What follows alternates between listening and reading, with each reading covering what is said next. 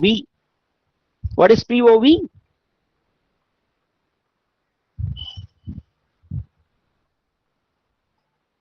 It's a narrative technique. Let me give you a clue. What do you mean by POV? Yes, beautiful, beautiful.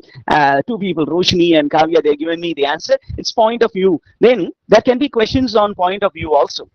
What are the different points of view available for us to write a beautiful narration? First person point of view, second person point of view, and third person point of view. In third person, you have two categories. Third person limited, third person unlimited. Third person unlimited is called omniscient point of view or all-knowing point of view. And beyond that, there is a narrative technique. There are two important narrative techniques. It's called interior monologue. Can somebody tell me who was the one who employed this narrative technique in her novels? Okay, Dr. Rajalakshmi.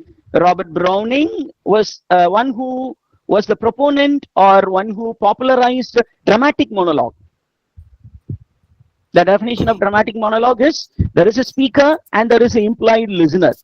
The implied listener doesn't speak, but all the actions of the listener is communicated by the speaker himself. That is called dramatic monologue. Okay, but there was another technique which went before that. It's called interior monologue, which became the foundation ground for stream of consciousness narrative technique. James Joyce used stream of consciousness technique. That particular narrative technique came to stay with James Joyce. A complicated, it's called a mind stock. Okay, thank you, sir. So interior monologue was introduced by Dorothy Richardson, the sister of a very famous writer, Samuel Richardson, the one who originated a particular type of novel called epistolary novel, a novel which was written in the form of letters, transaction between two people, and during in the transaction you will get to know the main problem. Okay, and based on interior monologue, James Joyce and others. Okay, James Joyce is the chief proponent, and then you have Virginia Woolf who manipulated on that and came out with something called stream of consciousness narrative technique. Let me ask you a question. The term stream of consciousness was coined by, coming to that particular thing, it's William James, the brother of the famous novelist Henry James. He wrote a book. What is the title of the book? The name of the book is Principles of Psychology. Principles of Psychology, where he coined that particular word. And the word was used, okay, the modern book of psychology. That's how Dr. Rajalakshmi puts it. Very good. And then you will have a lot of other informations. Now, where to begin with? There may be a very big problem for people who are preparing for NET exam. Where should I begin? Because everybody will be giving you a lot of advice regarding the books.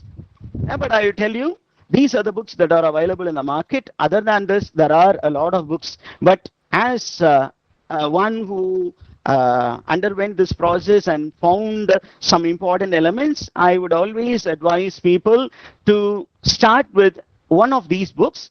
But the first I would suggest is Harry Blamier's A Short History of English Literature. Where to locate this book? That must be the next question. Be it poetry or be it novel or be it the history of English literature traced in a nutshell, you will have Harry Blamier, A Short History of English Literature. It is available for download as an e-book.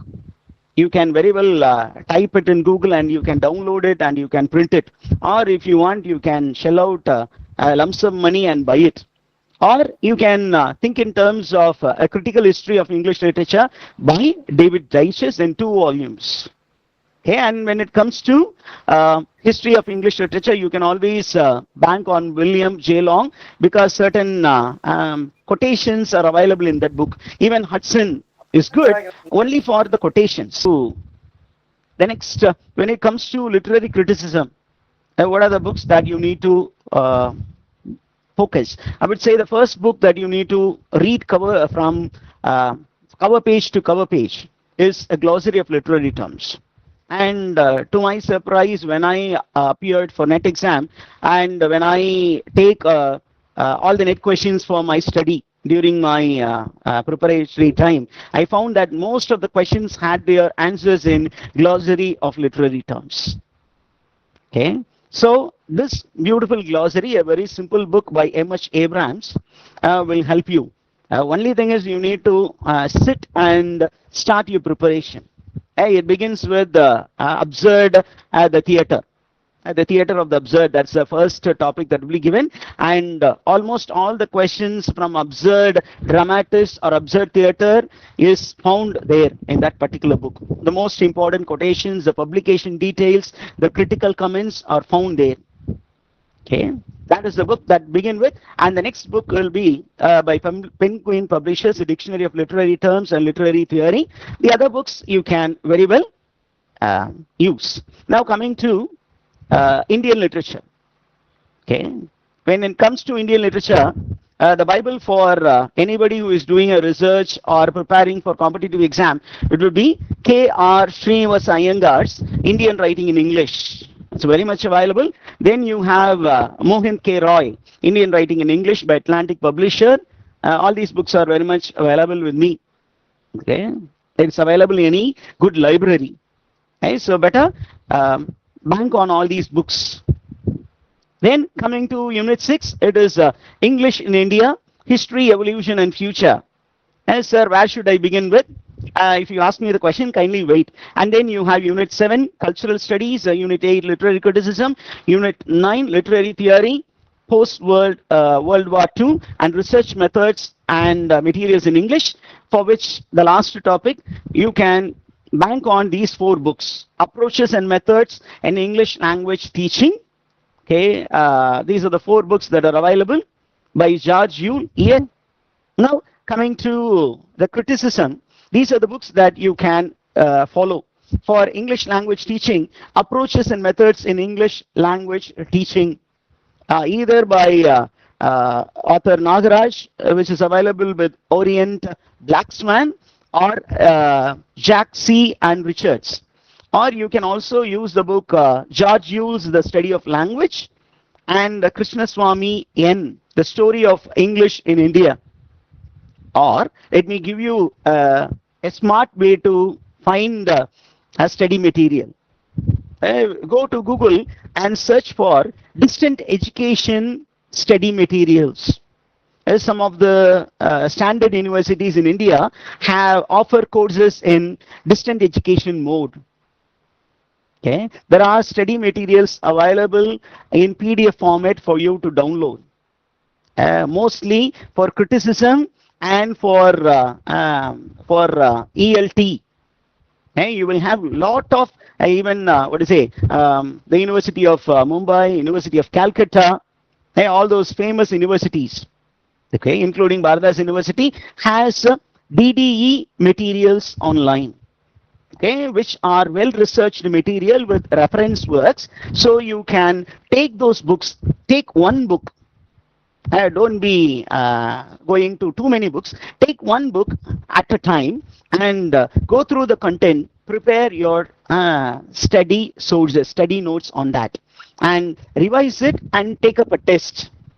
If you do that, I think nobody can stop you from clearing netting. To literary criticism, everybody speaks about Peter Barry, but I would advise you to go to Peter Barry at a higher level, but then go to this book by David Carter. Okay, Literary Theory, The Pocket Essentials Guide. It is very much available for download, and I have given the link for David Carter. One of the best books, I would say. One of the best books to understand all the key ideas for a particular literary theory and the criticism part. Otherwise, you can very well go for a Chennai-based writer, Joseph Chandra, a demystifying approach to literary theory and criticism. The book is very much available. You can get that book, very simple. Or there is an author called Krishnamurthy, okay, again from Tamil Nadu, who has brought out a book on literary theory and criticism. Very simple ones. With very simple English, they have explained literary theory and criticism with all the authors and their terms. Okay, if you take Derrida, they will be giving you all the terms that are used by Derrida in his theory and criticism. When it comes to eco-criticism, you need to go to Glotfelty and Harold from Eco-Criticism Reader, Landmark in Literary Ecology. Okay, and then you can also use okay, the literary theory from Plato to the present, an introduction, Habib, will be very exhaustive. Maybe for research level you can use it, but better go with David Carter. Okay, this is my own recommendations. So don't take it out. Okay, take it if you want or leave it. Now coming to the next one, when it comes to cultural theory, cultural studies, you can very well bank on Pramod K. Nair. Okay, Pramod K. Nair is an authority in cultural studies, and Amazon provides you with cultural studies, a graphic guide, a book which gives in simple English all the major, terms, okay, or the movements in cultural studies. Okay. Now, you can also go to Patricia work, or if you say, sir, I cannot shell out so much money, then visit this particular website, Proved Writing Lab, Introduction to Literary Theory. Okay, it will give you all the important elements for your literary theory and criticism, also for research methodology. Everything will be given to you in a nutshell. Hey, it will be enough that you go through all these things. Okay, now I think cultural studies I have put. For when it comes to research methods and materials, MLA handbook, the latest edition, 9th edition, should be followed. Okay, and there are other books. Okay, I would always suggest MLA handbook for your. And then my suggestion for you for your preparation is try to focus on the UG syllabi and PG syllabi. It will be, for an individual, it will be very taxing. But if you form a small study circle, at least go to some 5 universities, download the BA syllabus, MA syllabus, and find the overlapping texts. Focus on those overlapping texts, and you will find the questions there in the next question paper. That is how I prepared, and that is what I would always suggest. And yet another easy technique is go to the previous year question paper. Where to find these question papers? These days, UGC website stopped with I think 2018 question paper, and after that NTA took over, and NTA website sometimes it is very difficult to track. Okay, but there are publishers who are presenting all the question papers with answer keys, and I came across one beautiful book. Okay, I always recommend this publisher, Book Hive Publisher. Okay, and here there is one more, IFAS publisher, who has given 19 years question paper from 2004 to 2023. All the December question papers and June question papers are given, compiled, and answers are given with explanatory notes. You can use them or go to SLET states which are conducting SLET. And there are previous year question paper. Take at least 4 question paper and try to answer those question papers, and you will able to crack it. Now, okay, I'm going to speak about some ready reckoners. Okay, I'm not marketing for all these people. I had gone through all these books from cover to cover, and I had used it for my training program. And these publishers are good enough. Yes, let me go ahead. Okay, you can go with Truman Publisher, Danica Publishing Company, or you can go with Vivekananda Jha or Book Hive India. I always recommend this particular publisher, Book Hive and Truman Danica Publisher. And you can also go with Arihant. They have a beautiful study material, but don't stop your preparation with that particular study material alone. It's only a springboard for you, beyond which you need to read a lot.